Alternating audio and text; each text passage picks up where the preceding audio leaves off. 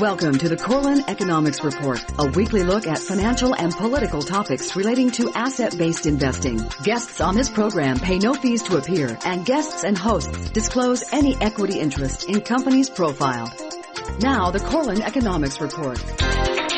Hey everyone, welcome to the weekend edition of the KE Report. Corey Fleck here, your host for this weekend show. Chad taking a little vacation this week, so I carried the weight throughout the week with daily editorials, market updates, and this weekend show, and a lot to cover again this week. Just seems to be the theme of really this whole year. This weekend show going to be initially focused big picture, what's happening with the economy, markets, domestically and globally, and then commodities. And in the back half of the show, big focus on really the resource sector, metals stocks in particular.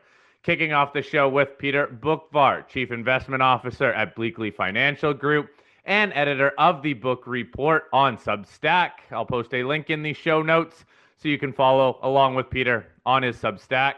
Peter, I want to start off with kind of a broad question here. We hear a whole lot about how the markets are continuing to do quite well, recently at all-time highs, and a lot of different sectors performing very well. Balance that out with some of the economic data we're seeing that still seems fairly stable. We still hear about how inflation's really going to pick up as more tariffs come on board, how, yeah, the economy isn't booming, but it also doesn't seem to be falling off the edge of a cliff. Peter, how are you balancing out U.S. economic health to what the markets are telling us? Well, we've seen many times in history where the stock market is not the economy and the economy is not the stock market. I think a lot of the stock market rally has been the AI trade getting a second wind. And with other things that are playing some catch up this year as markets have found other things to buy in addition to the big names. And foreign stocks have done great this year. But I think overall, just as mixed and uneven the US economy seems to be as mixed and uneven as parts of the stock market are. But again, stock markets a lot of times trade on hope and look past any current worries about something, or like the economy now and tariffs, whatever. But at some point, things get reconciled and either the markets are right or they're not.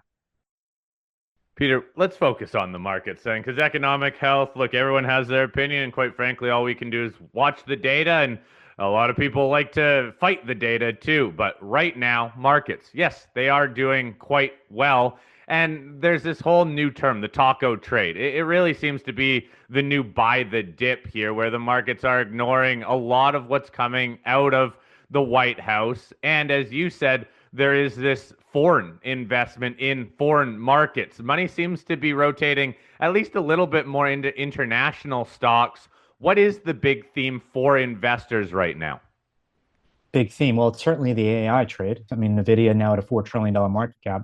That's really the main theme when it comes to the stock market. It's certainly not small cap stocks in terms of focus.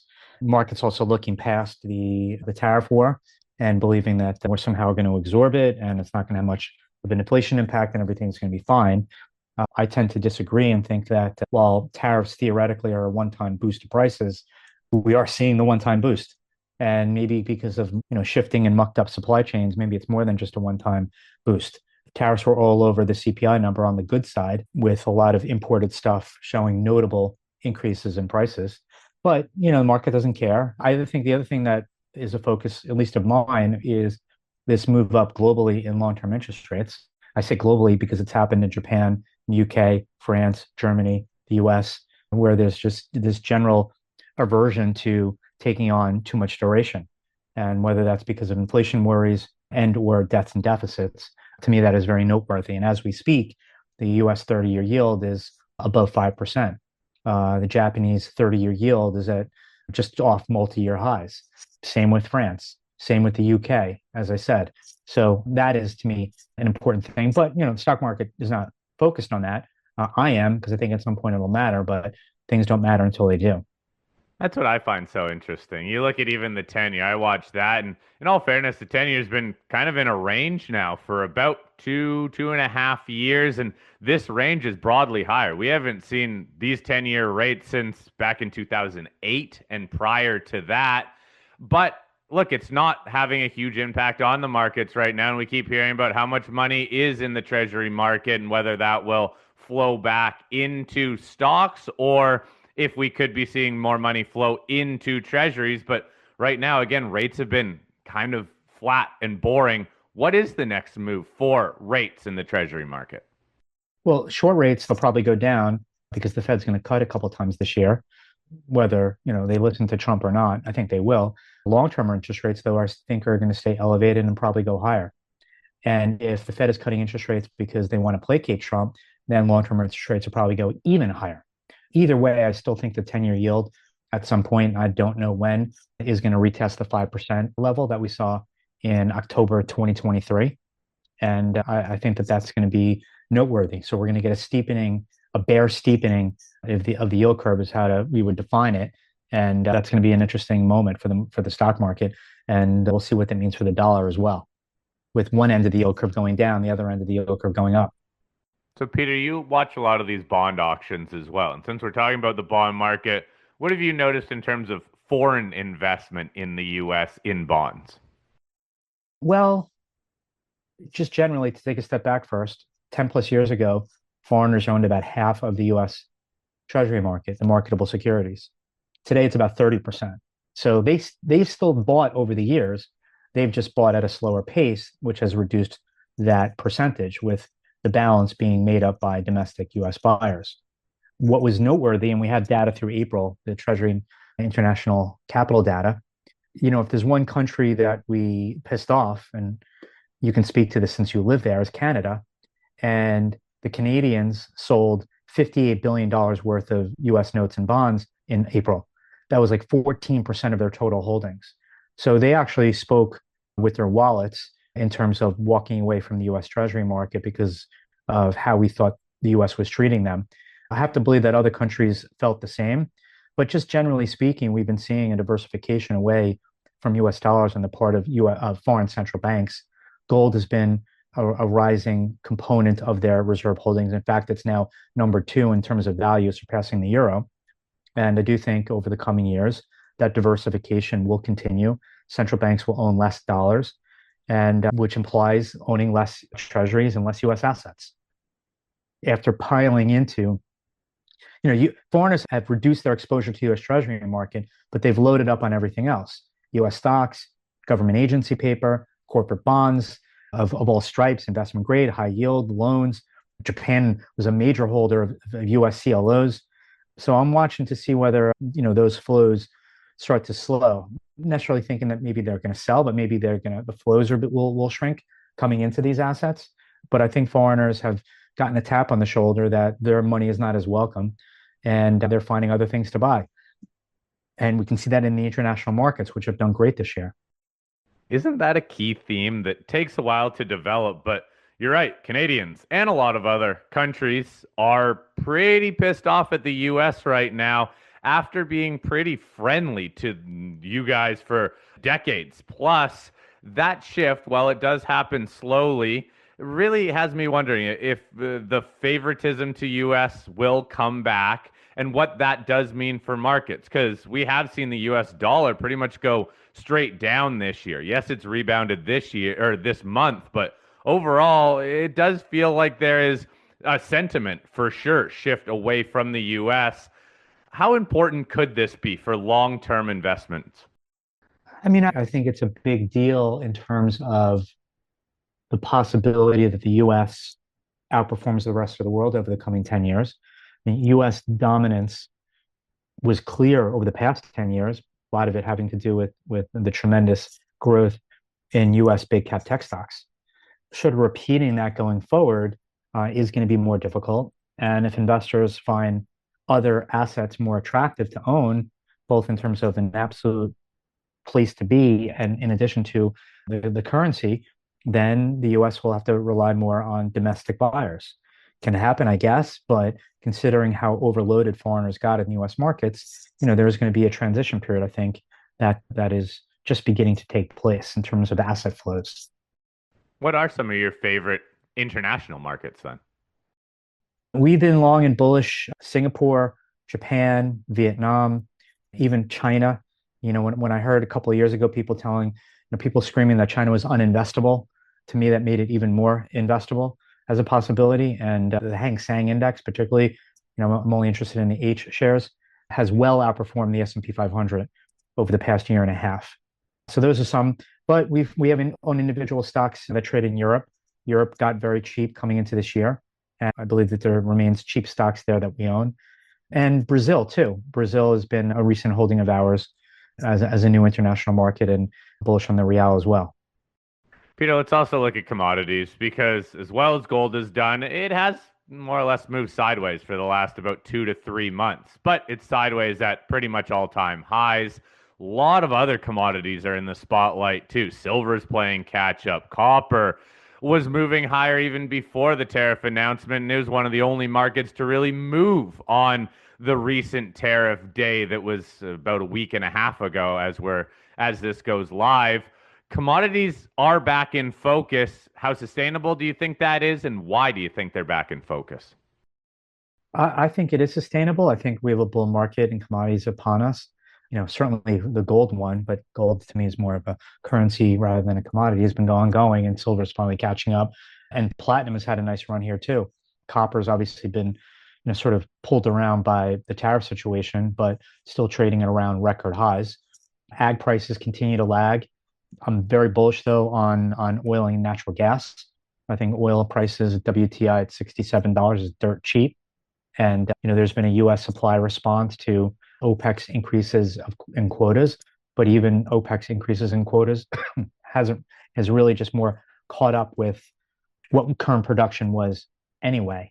So I think demand is decent enough and inventories are tight that I find oil prices really attractive here. So I think that in this kind of macro world that we're in right now, commodities are, to me, an attractive place to own.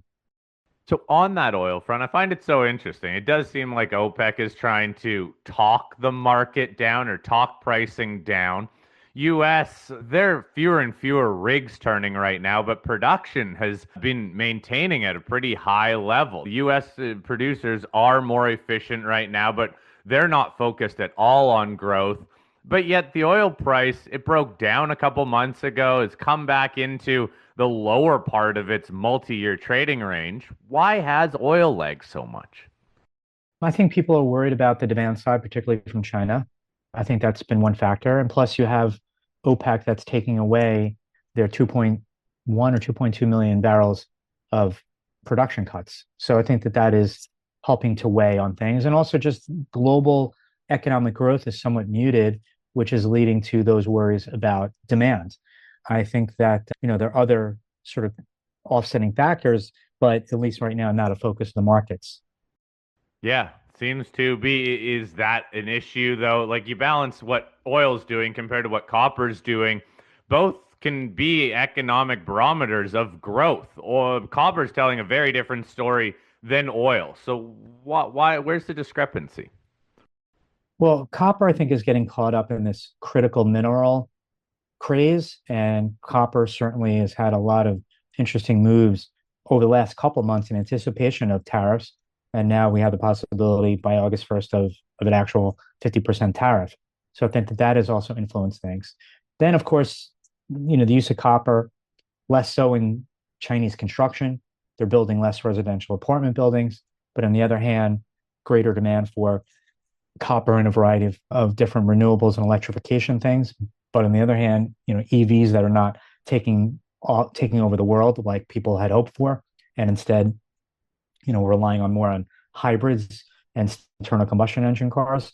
So, I think there are a lot of pushes and pulls with copper, but it is now a critical mineral that people want to get their hands on. And we know shale oil can come out of the ground a lot quicker than, a new copper mine. So, you get that supply dynamic as well. Now on the natural gas front, so much attention being given to weather all the time, but let's move past that to these LNG terminals and how that could change the overall pricing model and just what price it would need to be natural gas for companies to continue to ship their oil out, because there is an extra cost with that. The drivers in the natural gas market, especially these LNG terminals, your take on that, please. I mean, I think the big debate when it comes to LNG is that there's a lot of supply coming online over the next, call it 5 years, and the question of whether demand is going to be enough to offset a lot of that supply. Certainly Russia's invasion of Ukraine sort of raised the profile of natural gas in terms of importance as a major energy source, and in the form of LNG for customers in Europe that are not necessarily buying the same amount of natural gas from Russia, and at some point may not buy any and are going to have to rely on imports. So, I think the demand is pretty robust right now, but I'm just supply offset's going to be with these new facilities that are coming online. Also, the big question, I know I hear the bull case from some that the price spread between Europe's natural gas price and the U.S. is going to close at some point, and it'll be closing by U.S. prices going up to meet where European prices are. I'm not smart enough to know the answer whether that's going to happen, first of all, and if it does, how that actual connection is going to be made. But I think the demand for natural gas is very robust, and therefore I'm more focused on the supply side, believing that the demand side is pretty steady, particularly with this whole AI craze. Ooh, a lot of data centers still coming online or at least being planned. A lot of money still moving into that AI, as we mentioned earlier. Precious metals. Look, gold continues to consolidate, I guess, at least right now we can say right around this 33 to 3400 level, recently up to 3500. I find it interesting. The gold's moving sideways as the US markets are doing better. We seem to have this more risk on environment in the markets. But by gold holding up there still shows that investors maybe aren't all in on saying everything is peachy in the market. So gold moving sideways, it sounds like you think the next leg higher is up, but how long could gold consolidate these gains? I don't know, Corey. I still think that this year will be, I believe, the fourth year in a row that the central banks buy more than 1,000 tons of gold. I think, if anything, with the tariff war, made gold an even more attractive thing to own if you're a foreign central bank or just a general investor looking to diversify one's holdings. It certainly is, as you say, in a consolidation phase. I don't know if this phase will last 3 months, 6 months, 2 years. I don't know, but I'm still confident that the ultimate price is going to be higher than it is now. What about your thoughts on gold stocks? These majors are making very good money. But one thing I've noticed through my history in the precious metal sector is that if prices move sideways, that doesn't benefit stocks. So stocks need that momentum of an upward gold price. So how are you looking at the underlying gold stocks, the big miners? Stocks have certainly gotten much more attention here with the price of the underlying commodity being where it is. I think, though, that after so many years of just constant disappointment, a lot of these companies are going to need multiple quarters in a row, maybe even a year or two in a row of consistent earnings growth and cash flow generation in order to gain more confidence from investors. Now, of course, by the time they do that, these stocks are probably much higher by the time, the average generalist investor comes into the, but I think that's one of the issues with these stocks. It's just so many years of disappointment, and people, I don't know if they either believe in the sustainability of gold prices or what, but eventually, and it's already started. I mean, these stocks have already had a nice move higher. It's not like it hasn't happened yet. Yes, do I believe that they're worth a lot more? For sure, but I think it's just going to take time.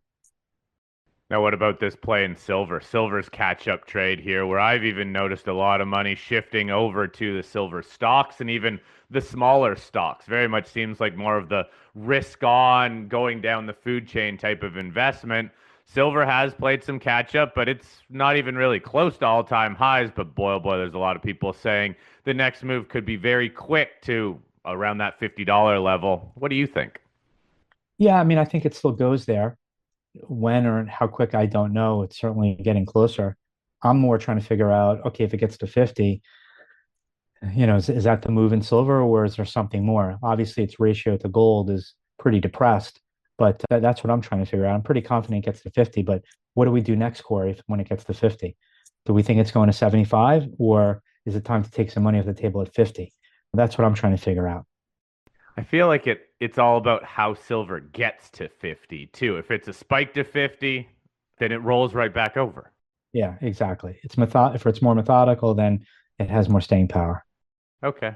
Well, Peter, overall, have you seen this environment before, market-wise, where market seems to be, again, ignoring a lot of the chaos, the geopolitics, the wars that are continuing to go on, while also commodities are doing well, international markets are doing well? Is there any time in history that you can compare this to? No, I mean, in the 1930s, when the US stock market did poorly, commodities did well. In the 1970s, stocks sort of chopped around for a decade, but commodities did well. Same with the 2000s. After the March 2000 tech peak, stocks sort of meandered, outside of the bear market for 10 years while commodities did well. So could we be entering a period where stocks sort of chop around for 10 years and commodities do well? Yeah, I think that's a possibility. Well, Peter, we'll end it here. Next segment is going to be more focused on the underlying metals stocks, as I'm bringing on a fund manager with a fund invested in those stocks. But again, Peter Boockvar, Chief Investment Officer at Bleakley Financial Group. You can follow Peter on Substack at the Boock Report. I will post a link to that in the show notes. So, Peter, thank you very much for your time on this weekend show, and everyone stick around. I'm going to be right back. Thanks, Corey. Al Corlin's firm, A.B. Corlin and Associates Incorporated, provides consulting services to public companies on matters of regulatory compliance. To find out more, follow the link from www.kereport.com. The Corlin Economics Report will be back after this brief timeout.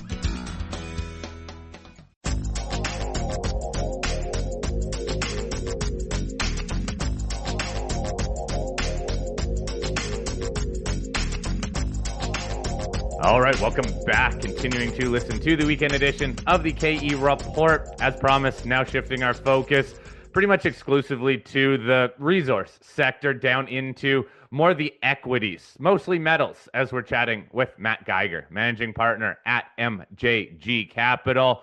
Chat with Matt pretty much every month to get more or less a broad rundown of what he's doing with his resource-focused fund and some of the opportunities that he sees. Matt, since we are halfway through the year, you sent out the MJG partnership letter, again, when the calendar turned over in July.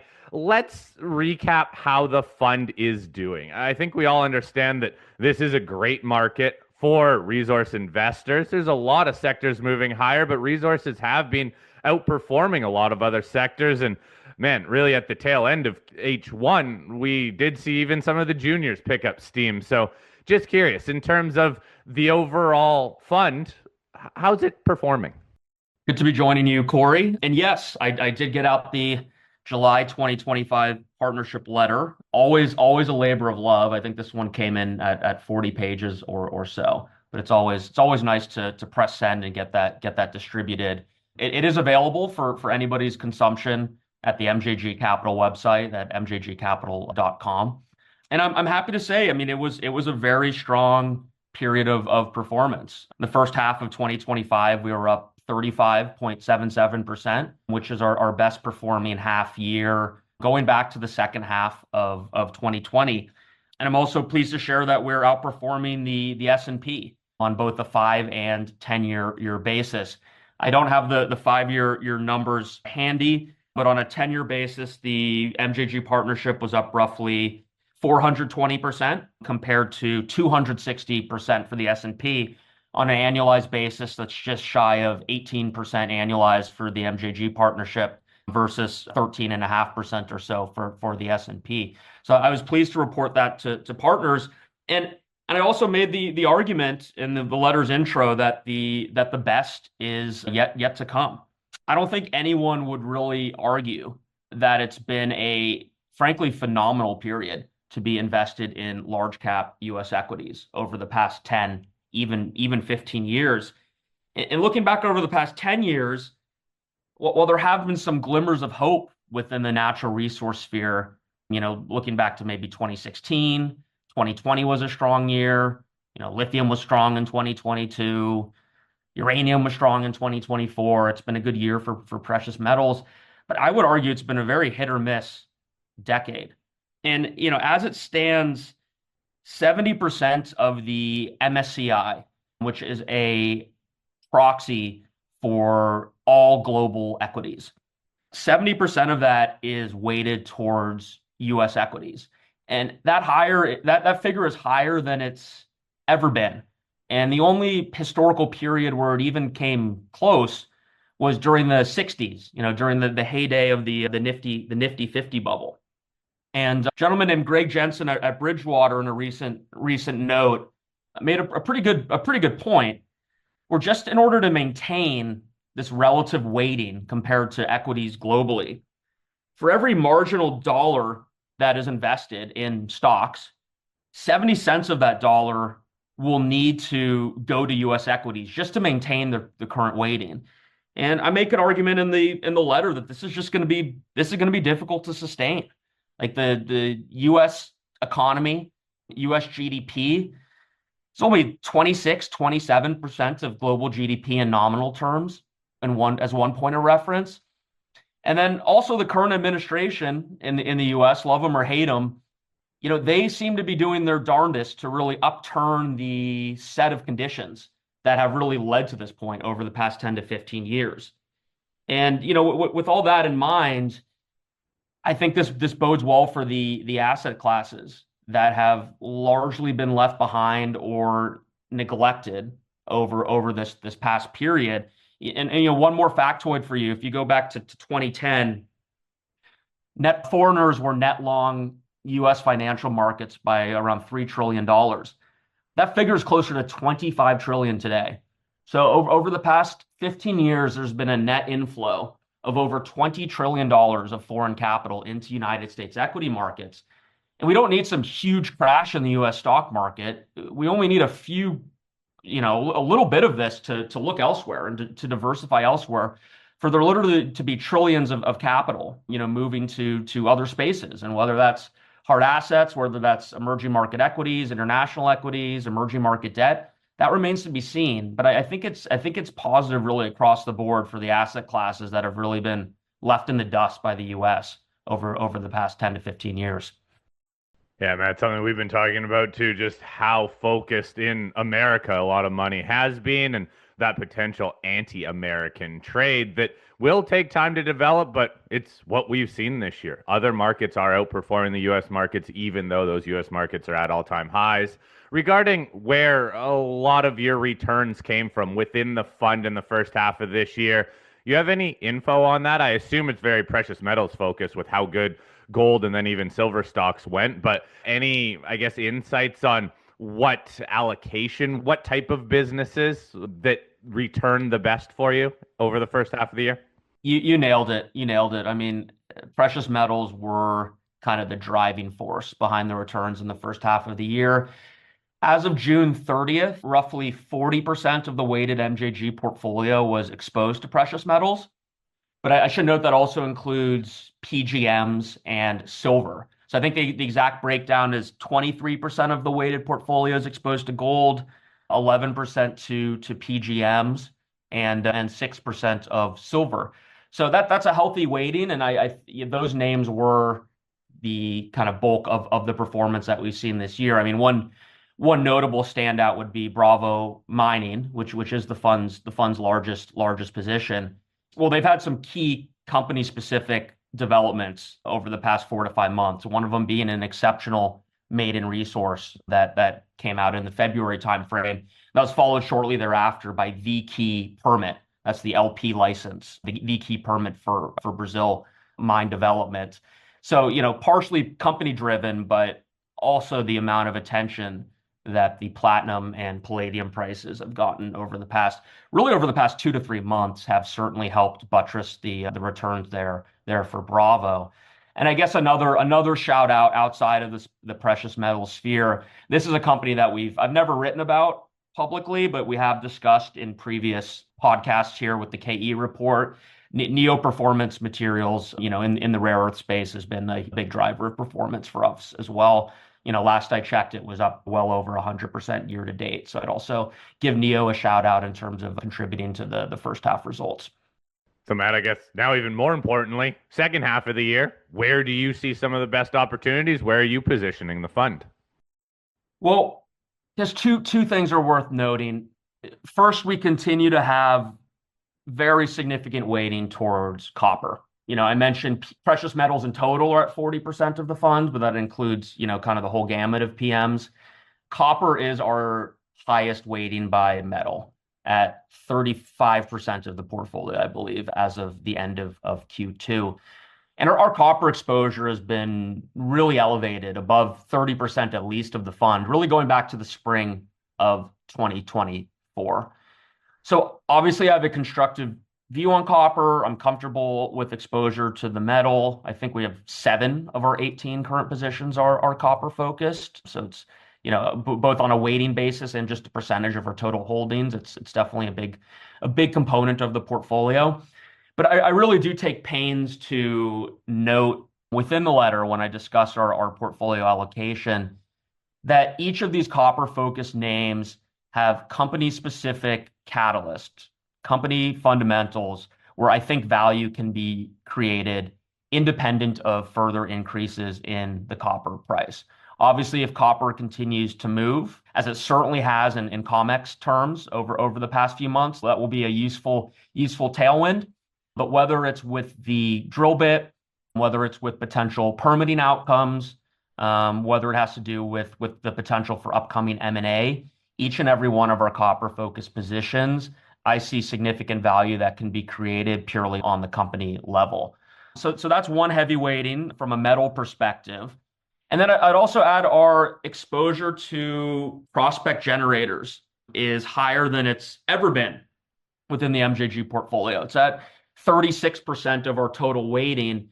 And that figure is actually going to bump up a little bit higher. There's a prospect generator, Kincora Copper, who announced a financing early last week to great fanfare. We'll be taking a bit of that deal. That's a company that I'm excited about what they have in store over the next 12 months. So that's going to take our weighting towards the PG business model even higher. I should say when I say prospect generators, that's kind of a broader term.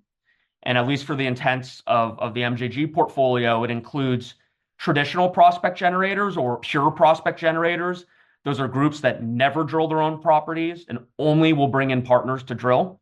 It includes hybrid prospect generators that would encapsulate a group like Ridgeline Minerals, which is a group that I've written about for the past 3 or 4 MJG partnership letters that look to bring in partners, but on occasion will take shots on a 100% owned basis at their own assets. And then that also includes royalty generators. I include as a subset into the broader prospect generator category. And I would just argue that this business model is set to return even a little bit more to favor. It's very much out of favor. It's hardly known by folks that are invested in the mining sphere. But I think it's going to benefit from a few different trends. The first is just the trickle down as folks move down market cap, from the larger producers into the smaller producers, and eventually as this bull market progresses down into the exploration stage names. So that's one broader trend that will behoove these companies. The second is just the increasing need for the big boys to beef up their development pipelines.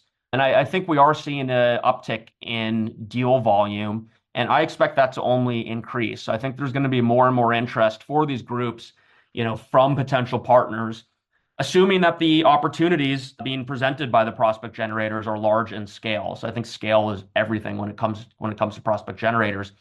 And then the third point I'll just quickly note here, a lot of these prospect generators, not all of them, but a fair number of them, have hidden royalty portfolios that they've accumulated over the past 5, 10, 15 years. And there have been a few examples in the past 3 or 4 years of these groups, or of a few groups monetizing these portfolios. One example would be Almadex Minerals selling its Elk Gold royalty to Star Royalties. And at the time, the $10 million in proceeds that Almadex received was well more than half of their market capitalization at the time.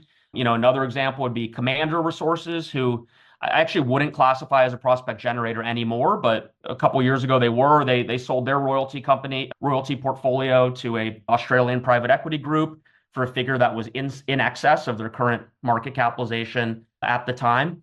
And then another example would be Eagle Plains, who spun out their royalty portfolio into a separate vehicle called Eagle Royalties, which is now just gaining some attention because it's subject to an RTO with Summit Royalties, which is kind of a private group that's been incubated over the past couple of years. So I think there's going to be some excitement around that name.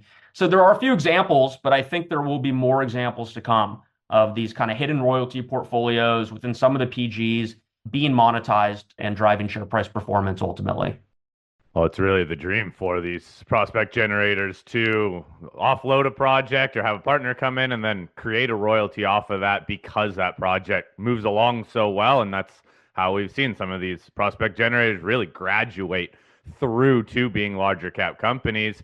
Regarding your exposure to copper, certain jurisdictions that you're focused on, since it seems like everything's so U.S. focused right now, predominantly Arizona when you talk U.S. copper. Are you looking more in the U.S. for copper plays, or is it a global or even a South American jurisdictional play for you?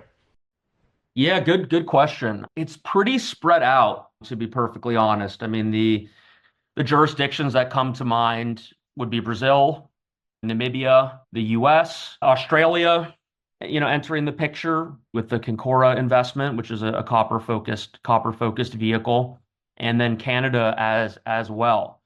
I will say there's been a huge flurry of excitement around copper in the US specifically, and happy to delve deeper into that. But I will concede we've not caught that move flush. The key beneficiaries of the copper tariffs, which in theory are coming into place just next month, are kind of the later stage copper development plays in the US that have the potential to make it online this decade, and crucially are able to produce cathode copper and basically bypass the smelters and sell their copper cathode directly to end users. So we do not have any investments that fall into that broader category. Our copper exposure within the United States is earlier stage and more to do with grassroots exploration or early stage of the discovery process. All right, let's move more into some recent news out of the sector. I think pretty important news to cover. The first being MP Materials. July 10th had a key news release that announced a public-private partnership with the Department of Defense to accelerate U.S. rare earth magnet independence. And then July 15th announced Apple with a $500 million partnership to produce recycled rare earth magnets in the U.S. The stock, when that news on July 10th came out, was trading right around $30. The stock right now trading right around $60. Very interesting news, especially around that Department of Defense. Matt, take us through what you think is important here and what that could mean for the, I guess, broader magnet or rare earth sector. Well, I have a lot of thoughts on this. It's certainly exciting for the broader rare earth sector and is bringing a lot of kind of mainstream or generalist attention onto the space. Try to be concise here. I mean, I think the first point to note is there's really 5 different components to the DoD announcement that came out last week. The big one, of course, was the $400 million investment from the DoD into preferred shares and warrants of MP Materials. And that's equivalent to around a 15% stake in the company, should all of those ultimately be converted into common shares. Second point worth noting is the $1 billion loan that was arranged by Goldman Sachs and JP Morgan. And, both the $400 million investment from the DoD and the loan will be going towards the construction of what they're branding their 10X facility, which in essence is a neodymium iron boron magnet facility with a production capacity of 10,000 tons per annum. In theory, that will be operational by 2028. That's what the company is guiding for. But for those with experience or understanding of the magnet space, it can take a long time for these types of facilities to actually ramp up into nameplate capacity. Third component is a 10-year offtake from the DoD, for magnets from this 10X facility. So they've basically guaranteed that 100% of the magnets that are produced from this facility, once it's up and running, will find a home either with the DoD or with consumers that are brought to the fore by the DoD. And then there are a couple other components as well, unrelated to magnet manufacture. The fourth is a price floor that was put in place at $110 per kilogram, which is close to twice the going rate of, and this is for NdPr oxide. So that's an intermediate product that is produced, directly from the Mountain Pass mine. So the DoD has guaranteed that for all NdPr produced by MP over the next 10 years, they'll receive a minimum of $110 per kilogram. So that's actually a really big win for the company, because NdPr oxide is their primary driver of revenue and will continue to be so until this magnet facility is up and running. And then the fifth component, just quickly, is the $150 million loan to expand heavy rare earth separation capabilities at Mount Pass. So it was very much a multifaceted deal, and a lot packed into a single news release. In terms of takeaways, I mean, I will say that I was quite surprised by the equity component.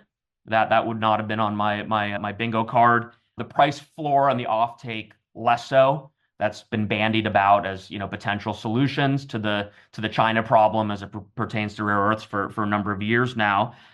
I would say probably, if I were making the decisions, probably would not have done it in this capacity. I think a better step that the U.S. could take, and it's still one that they could take, would be to first sign an immediate mandate that all products that are bought by the federal government that contain rare earth components need to make sure that those rare earth components are sourced from non-China sources. And then also, similar to the Europeans have done, put in a mandatory quota for consumers of rare earth products. OEMs come top of mind, where, say X percent of rare earth consumption by X date, needs to be from non-Chinese sources. And I think in the EU, that figure is 35% of all rare earth magnets that are consumed by end users need to come from non-Chinese sources by 2028. With that said, I think this is an urgent problem from a U.S. national security perspective. So I'm happy to see that some action was taken. But there are risks. I mean, the first is that this move ties the hopes of the Department of Defense to a single U.S. company, MP Materials, with virtually no magnet making experience. They are in the process of ramping up a small facility in Fort Worth, Texas. I think the capacity there is 1,000 tons per annum, but this will be their first time ever manufacturing magnets. And I mean, there are plenty of non-Chinese magnet makers out there that the DoD could have worked with otherwise. I mean, one example is NEO, Shinetsu, VAC come to mind, and there are 4 to 5 other names. But it seems clear to me that the government, or the Defense Department in this case, were intent on working directly with a U.S. company. And the final point I make is this also doesn't at all address our reliance on China for the 8 heavy rare earths. Mount Pass is a big operation. By volume, it produces roughly 50% of global rare earth supply. But by nature of the geology there, it's really only has the capacity to produce 1 to 2% of global demand for 2 of the key heavies, and that would be terbium and dysprosium. And even with the money for the heavy rare earth separation capacity there, it's not going to make a huge dent in our heavy rare earth needs. So I think the next shoe to drop here would be for the DoD to go out there and throw financial support behind a project with a high concentration of heavy rare earths, most likely to be an ionic clay deposit in Brazil, to be fully candid. That a Meteoric Resources or a Clara are a couple groups that come to mind. There are 3 to 4 other potential players as well. Or alternatively, MP Materials perhaps could make a move themselves into this space and bring a new asset into the fold, one that has a much higher concentration of heavy rare earths. So sum it up, fascinating development, but I think there's more to come here if the U.S. truly wants to address its reliance on China on the rare earth front. Yeah, those are all good points, Matt. But hey, it is good to see the government getting behind some of these projects and providing capital, and even, arranging capital from Goldman and JP Morgan. Very different than what we've seen in the sector before. Any chance that this could carry over to other sectors? I hear it all the time from copper companies saying, we would love a price floor commitment. We would love the government getting behind our project and helping source funding, but it hasn't happened. So any chance that even outside of rare earths, it could happen in other other metal sectors? Yeah, I chuckle. I mean, to your point about the copper producers, I'm sure they would. Yeah, of course they would. I want to make a point on this front. I mean, the US already produces, somewhere between 55 to 60% of our copper domestically. So I think the urgency as it pertains to rare earths is a orders of magnitude higher than it pertains to copper. I mean, we're not 100% self-sufficient, but we're doing pretty well on that front. So when it comes to the copper tariffs, it looks like it's going to be 50% come August, the same aggressive tariff rate that we've seen with steel and aluminum. I personally think it's misguided policy. I mean, I'm an investor, so I'm just reacting to what I see. But I think the cost of it to end users and ultimately to US consumers really outweighs the benefit to increasing domestic copper supply. I mean, look, we're at roughly 60% already supplied domestically. There are two big copper smelters in production currently. There's Freeport's Miami smelter, that's in Arizona, and then there's Rio's Kennecott smelter, which I think is close to 3x the size of Miami. That's the big one. That's in Utah. But there's also a smelter that's already built, that's been on care and maintenance for a number of years. That's the Hayden smelter, also known as the Sarco smelter. That's owned by Grupo Mexico, interestingly, and I'd have to imagine that is going to be fast-tracked to production pretty quickly here. So were Hayden to come online with a snap of the fingers, that would take domestic U.S. copper supply as a percentage of total demand to closer to 70%. And then at that point, we could fill in the gap by bringing online some of these later stage development projects that I mentioned earlier that have the potential to produce copper cathode and sell those on without the need of a smelter to an end user. I mean, if we truly wanted to go to 100% self-reliance through smelters, I ran the quick numbers last week. It looks like we need to bring on 3 Hayden-sized smelters in order to get to 100% domestically produced U.S. copper, or 1 Kennecott-sized smelter and a Hayden-sized smelter thrown in there. But I think most of that remaining 30% gap will be made up by copper cathode production domestically, and then maybe there's the chance a smelter could be built. But given the seemingly erratic nature of these policies, and the fact that from the start of permitting to actual production, we're talking 4 to 10 years realistically, and $1 billion plus in order to build a copper smelter of any size. Like, I think the jury's still out whether we'll see ground broken on any new smelter anytime soon.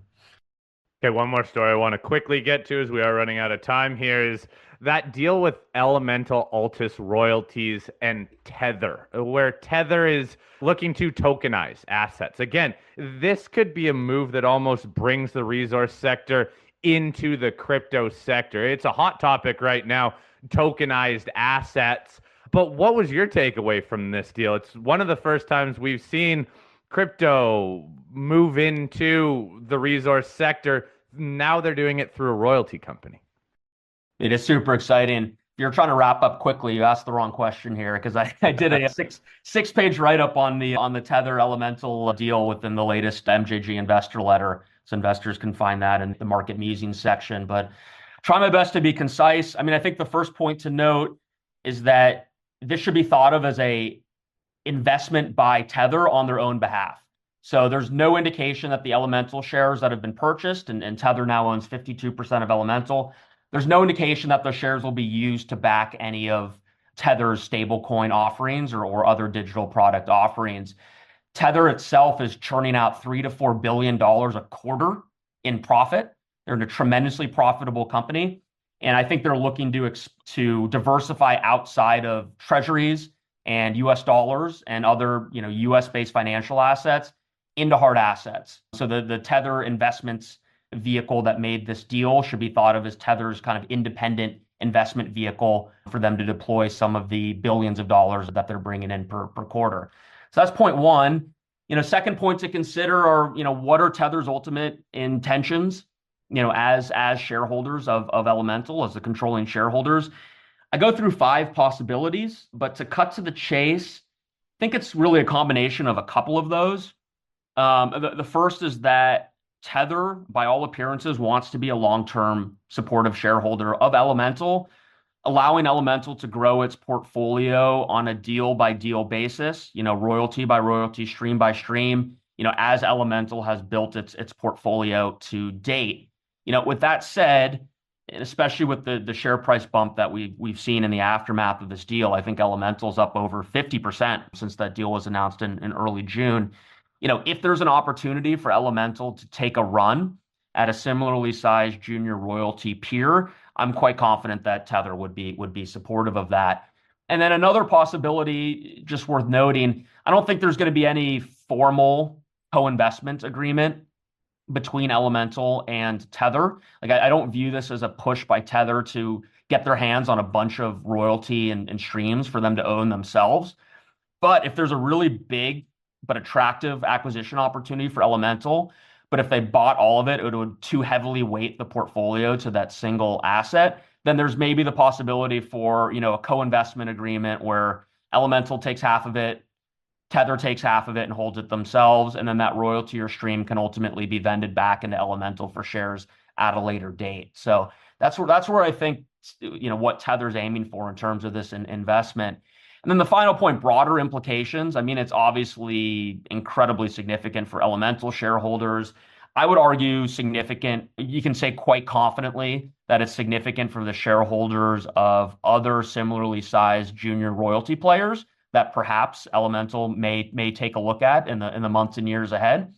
In terms of broader implications, I'm pretty hesitant to draw any definitive conclusions from a single deal. But I think there is the possibility, looking back, 2 or 3 years in the future to this deal, this could be one of those signposts that kind of marks the moment where we started to see some serious non-traditional mining capital come into the space. So I think it's worth keeping an eye on, even for folks that don't own Elemental shares or maybe don't own royalty companies to begin with. This could, in hindsight, prove to be quite a consequential development. Both of these stories, the MP Materials and this Elemental Altus Royalties news, outside capital. This is something that the mining sector has been starved for as long as I've been in the sector. So all of these I find interesting and very, very encouraging, since it seems like it's early on with this other money flowing into the sector. But hey, always great points here, Matt, and always a lot of fun to chat with you. I'll post a link in the show notes on our website and podcast player to the MJG Capital website, where you can read over that partnership letter that Matt and I covered, at least some of the topics here. Everyone, thanks for tuning into this weekend show. Please be sure to go back through our website, podcast, YouTube channel, and Substack page. Just search the KE Report. It's where you can listen to all our daily editorials, market commentary, and company updates from throughout the week. There is still so much going on in the resource sector that it is summer, but it sure hasn't died down. Matt, thanks for your time, and everyone, thanks for tuning in this weekend. I hope you all have a great rest of your weekend. The Corlin Economics Report is produced for A.B. Corlin and Associates.